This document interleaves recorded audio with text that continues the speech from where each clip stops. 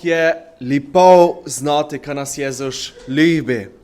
Kako je lepo nositi to resnico in dejanje Jezusa v srci, kaj je šel za mene, kaj je šel za tebe, kaj je šel za vsakšega posameznika na tom sveti, koma, na križ in tom mrov.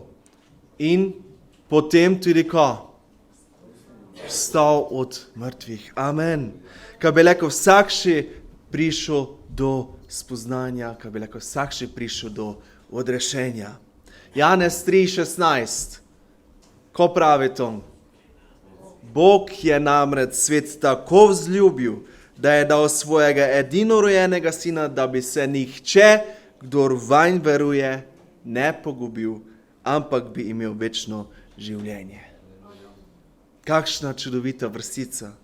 To ne je samo zapisani stavek v enoj knjigi, ampak je to živa beseda.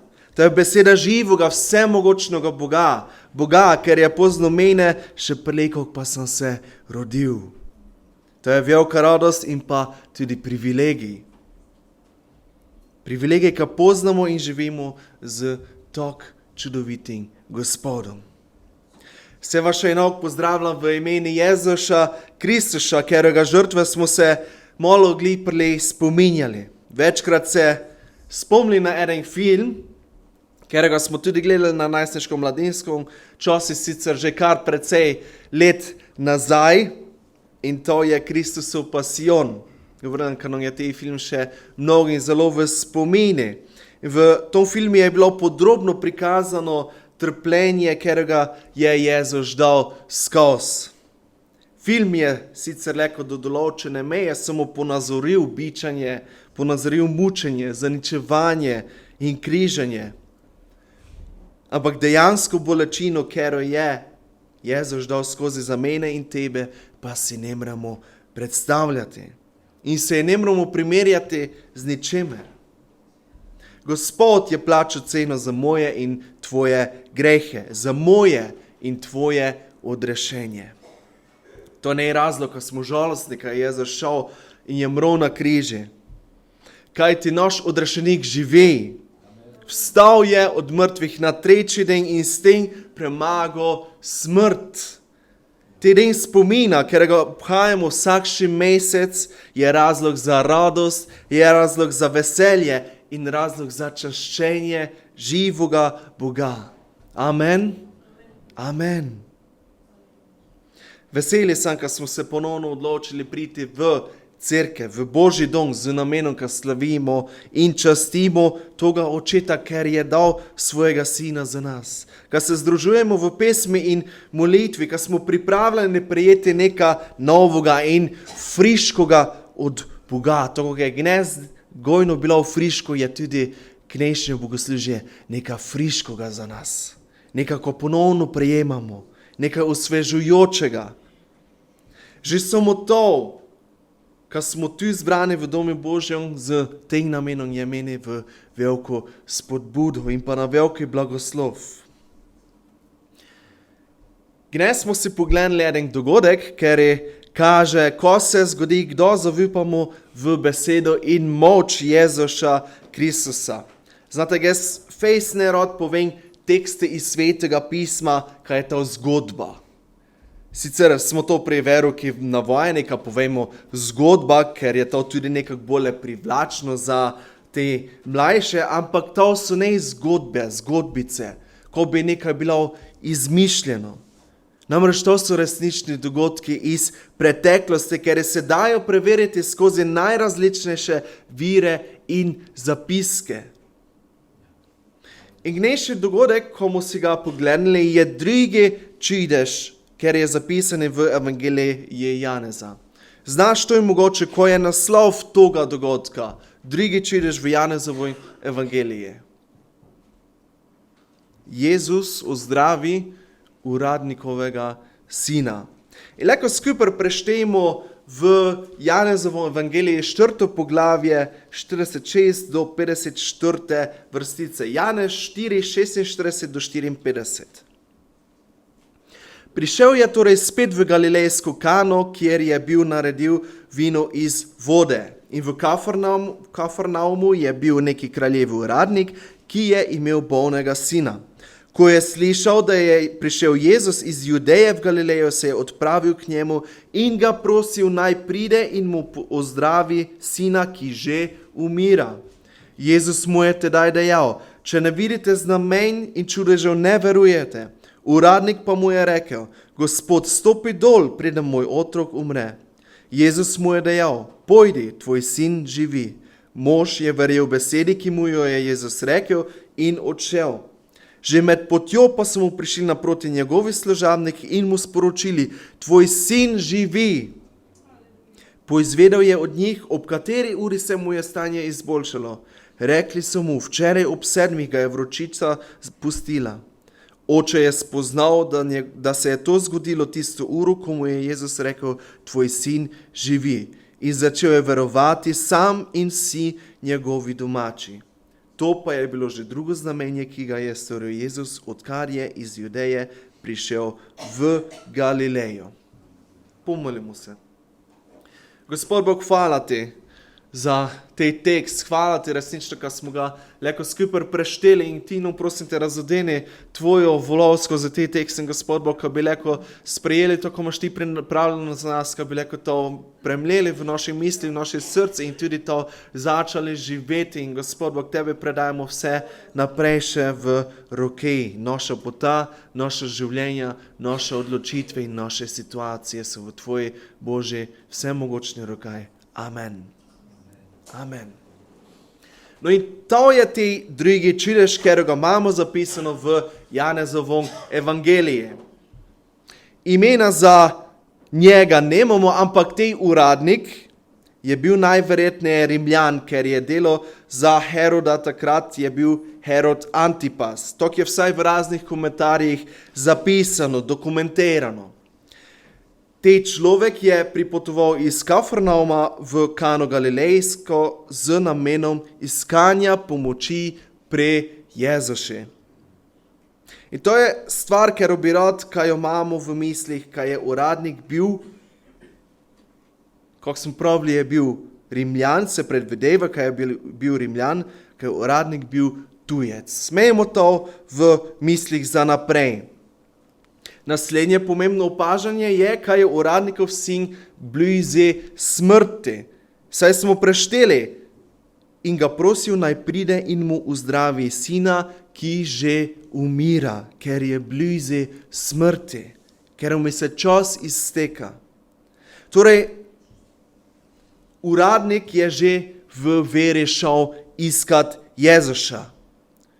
Znal je, kaj je Jezus štej, ker je leko pomaga, ker je leko zdravi, zato se je zatekel k njemi. Ne je zapisano, ko je bilo za sinom, za čim je točno bolehal sin in ali je uradnik že iskal pomoč kjer indre.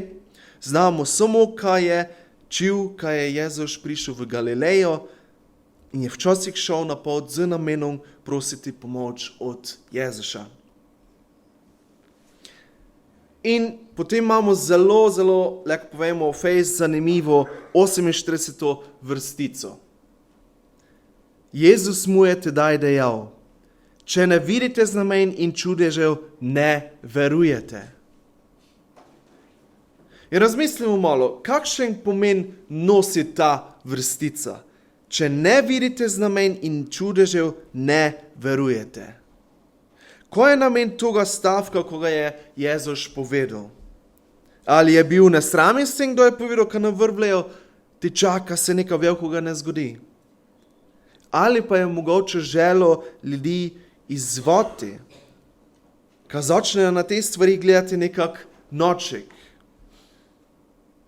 Zato vrstico Jezus izzove Galilejce in njihovo naravo verovanja. Kar pravi je, ko pričakujejo videti čudeže in znamenja, ker so bila tudi v stari zavezi. Jezus pa tu nakazuje na to, da če je samo to, kar pričakuješ, kar iščeš, kar čakaš od Boga, potem tvoja vera ne zadostna.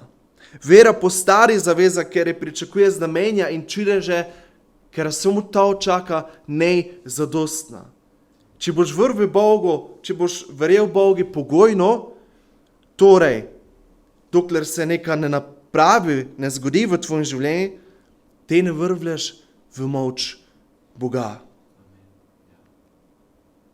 Tu naprej pa včasih vidimo, ko kaže te uradnik z njegovim odzivom. Ne prosi za znamenje ali čudež, ampak on že ima vero. Uradnik zna, kaj je Jezus zmožen in že vrble, zato ga pa na prvo mesto ide iskat, ker zna, kaj je Jezus edina rešitev. Gospod zna, kaj si zmožen in ne nuca znamen in velikih čudežev, kaj bi vzvrval, ampak Gospod odi zmel v preko, moj sin mrgej. Jaz znam, kaj si ti pomoč, kaj si ti odgovor na probleme. In to je ti odgovor uradnika na te Jezušov stavek, na te komentar, bi lahko povedali. Njegova vera ne bila pogojna, ampak je znal. Bil je popolnoma prepričan, kaj je Jezus zmožen pomagati. In ko se zgodi potom naprej? Ali je Jezus pred vso množico in vsemi ljudmi, ko so bili tam napravo velike čudež, ali znamenje? Ne. 50. vrstica. Jezus mu je dejal, pojdi, tvoj sin živi. Idi, tvoj sin je že živ. Tvoj sin je nikaj več ne. Ljudje, ker so bili prisotni pri pogovori med uradnikom in Jezusom, so čuli samo te besede in ne so znali, ne so videli, kaj bi se dejansko kaj zgodilo. Oni so samo čuli Jezusa povedati, pojdi, tvoj sin živi. Zaradi toga, ker je uradnik že vrval, je Jezus izrekel besedo ozdravljenja nad njegovim sinom in s tem uradnika toga moža odposlal. In ko pravi drugi del 50. vrstice, prešteli smo, Jezus mu je rekel, pojdi, tvoj sin živi. Kako se uradnik odzove? Mož je verjel besedi. Mož je verjel besedi, ki mu jo je rekel Jezus, in je odšel. Ne pogaja se z Jezusom, tu nikaj dole, pa daj, odi se eno, pogledni, odi stopi do njega, odi zmjav, malo je za iti, ampak vrvlen, kam mu pravčasno prišli. Ne se probo nikaj z njim pogajati. Mož je verjel besedi, ki mu jo je Jezus rekel, in je odšel. Vrvo je besedi. Vrvo je besedi, ker je prišla iz Jezusovih ust. In nekaj časa nazaj sem omenil vrstico, ker je zapisana v istom evangeliju v Janezi, prvo poglavje od 1 do 3 vrstice. V začetku je bila beseda in beseda je bila pri Bogu in beseda je bila Bog. Ta je bila v začetku pri Bogu. Vse je nastalo po njej in brez nje ni nastalo nič, kar je nastalo. Beseda je Bog. Što pa je Jezus? Jezus je Božji sin. Tak je. Amen. 1. Janez 4, 14 do 15. In mi smo ga gledali in pričujemo, da je Oče poslal sina za odrešenika sveta. Kdor priznava, da je Jezus Božji sin, ostaja Bog v njem in on v Bogu. In tako, kot je Bog živa beseda in je Jezus Božji sin, tako je tudi Sveti Duh od nebeškega Očeta, ker je nas usmerja, ker je naš tolažnik, ker je naše vse. Apostolska dela 5, 30 do 32. Bog naših očetov je obudil Jezusa, ki ste ga vi pribili na križ in usmrtili. Bog pa ga je kot voditelja in odrešenika povišal na svojo desnico, da bi Izraelu dal spreobrnenje in odpuščanje grehov. In mi smo priče teh dogodkov, pa tudi Sveti Duh, ki ga je Bog dal njim, ki so mu pokorni. Uradnik je verjel besedi. Beseda je Bog in Jezus je Božji sin. On je od Boga. Moč, ker jo je on imel, ker jo je Jezus imel, je prihajala od njegovega očeta v nebesaj. Uradnik je, ko smo pravili, verjel besedi, ki mu jo je Jezus rekel in je odišel. To ne je bila prerokba, ampak je to bila beseda moči. Jezus ne je napovedoval ozdravitve, temveč je ozdravil. In naprej nam je podana 51. vrstica, podana nam je tudi vera ozdravljenja. Tudi eden zanimivi detajl. 51. vrstica. Že med potjo pa so mu prišli naproti njegovi služabniki in mu sporočili: tvoj sin živi. Poizvedel je od njih, ob kateri uri se mu je stanje izboljšalo. Rekli so mu: včeraj ob 7 ga je vročica pustila. Potom takšen je, potom dogodki, potom pogovori z Jezusom imel uradnik kar nekšno razdaljo iti do doma, brez ka bi, leko iskreno povemo, brez ka bi on 100% znal, kaj je sin ozdravil. Ti ne je bila v telefonu, niti ne vem, če so že z orlami ali po golobami leko pošiljali sporočila, tako povemo. Ampak ne je imel nikšne potrditve 100%, ka bi leko znal, kaj je sin ozdravil. Ampak kako sem že parkrat prili poudarjali, mož je verjel besedi. Nasproti so prišli njegovi služabniki in jim je povedali, kaj je njegov sin ozdravil ob 7 uri. In po judovskem času se den začne ob 6 našega časa vgojno, torej prištejemo 7 ur in dobimo ob 1 popoldnevi 13. tako povedano vro, ker imamo tu predstavljeno. In so pravili, včeraj se je to zgodilo. Torej, kar nekaj časa ne je dolgo nekšnega potrdila, leko tako izpostavimo. In ko uradnik ti izve? Uradnik izve, kaj je to točno te bilo, en den prele, kdo se je on poučaval z Jezusom. Ko se zgodi ti? Da izve vse te informacije. 53. vrstica. In začel je verovati sam in vsi njegovi domači. In začel je verovati. Ne samo on, ampak cela njegova kuća. Znajo, ko to ne na ključje, ampak ko se je to zgodilo zaradi besede Jezusa ob 7 uri. Tako kot ozdravljenje sina so prejeli tudi spoznanje Jezusove moči in pa večno življenje v Jezusu Kristusu. Prej sem vas prosil, ko imate eno stvar v mislih, ko sem jo omenil. Što si je zapomnil, ko smo izpostavili? Kaj je uradnik bil najverjetneje? Tujec. Skozi te tekst vidimo torej sporočilo, ka Jezus tudi ne prišel samo na zemljo zaradi Judov, zaradi Židov, ampak tudi za vse ostale. Jezus je prišel na zemljo zakoj? Kateri tekst smo prešteli včasih na začetki?